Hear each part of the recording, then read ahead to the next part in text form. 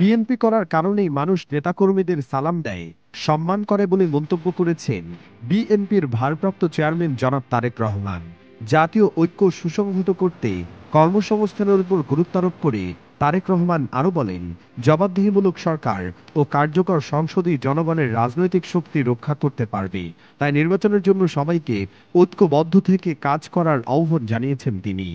উপজেলা জেলা যেই পর্যায়ে আপনি নেতা হন না কেন, আপনি বিএনপির মূল দলের নেতা হন অথবা আপনি অঙ্গ সহযোগী সংগঠনের নেতা হন, আপনি যখন ঘর থেকে বের হন, আপনার আশেপাশের সাধারণ মানুষ যারা আপনাকে জানে যে আপনি বিএনপির সাথে সম্পৃক্ত, আপনাকে সালাম দিয়ে কিন্তু জিজ্ঞেস করে, ভাই কি অবস্থা, দেশের কি অবস্থা, কি হবে, নির্বাচন কবে হবে, জিজ্ঞেস করে না এরকম প্রশ্ন? তো নির্বাচন ২০২৬ সালের ৩০ জুনের মধ্যে হতে পারে বলে জানিয়েছেন প্রধান উপদেষ্টার প্রেস সচিব শফিকুল আলম।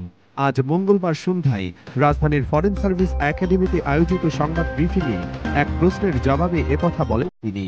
আর এক্সাক্ট ডেট কি, এটা তো সত্যিকার অর্থে অনেক ক্ষেত্রে এটা ডিপেন্ড করবে রিফর্মের উপর, বাট উনি একটা মানে টাইম একটা দিয়ে দিয়েছে, এর চেয়ে আমি ক্লিয়ার রোড ম্যাপ আর কি হতে। একটি মহল সরকারকে শান্তিতে দেশ পরিচালনা করতে দিচ্ছে না বলে অভিযোগ করেছেন ব্যারিস্টার রুমিন ফারহানা। তিনি বলেন, গণ অভ্যুত্থানের একটা বড় অংশ কিন্তু চাইছে না আওয়ামী লীগ নির্বাচনে অংশগ্রহণ করুক। তারা চাইছে সব বিচার শেষ করে নির্বাচন হবে। তাহলে নির্বাচন কবে হবে বলে প্রশ্ন করেছেন বিএনপির আন্তর্জাতিক বিষয়ক সম্পাদক রুমিন ফারহানা।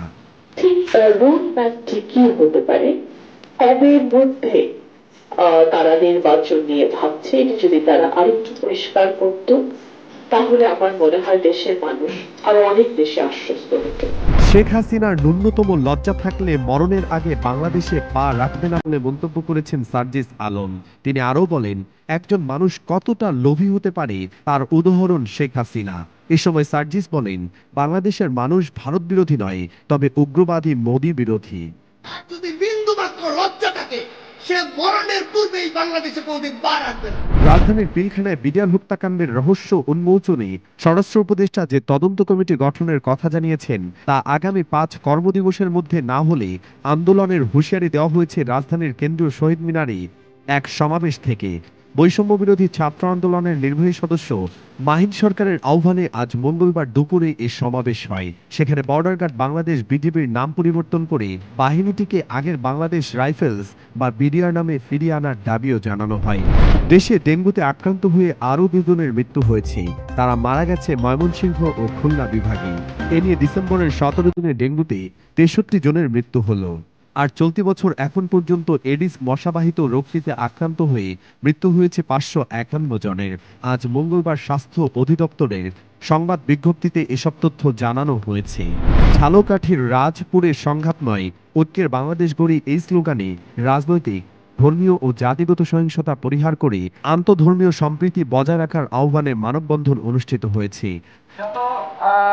এই ধরনের অপ্রীতিকর ঘটনা, আমরা এই অপ্রীতিকর ঘটনা চাই না, আগে থেকে আমরা বলতেছি, এখনো বলি, সামনেও বলবো ইনশাআল্লাহ। পটুয়াখালীর কুয়াকাটায় কৃষকের কয়েকশো সবজি এবং ফলের গাছ গভীর রাতে কেটে দিয়েছে দুর্বৃত্তরা। জমি নিয়ে পূর্ববিরোধের জেরে কুয়াকাটা পৌর আওয়ামী লীগের সিনিয়র সহ সভাপতি গাজী মোহাম্মদ ইউসুফ আলীর বিরুদ্ধে কয়েকশো ফল ও সবজি গাছ কেটে দেওয়ার অভিযোগ করেছেন ভুক্তভোগী কৃষক।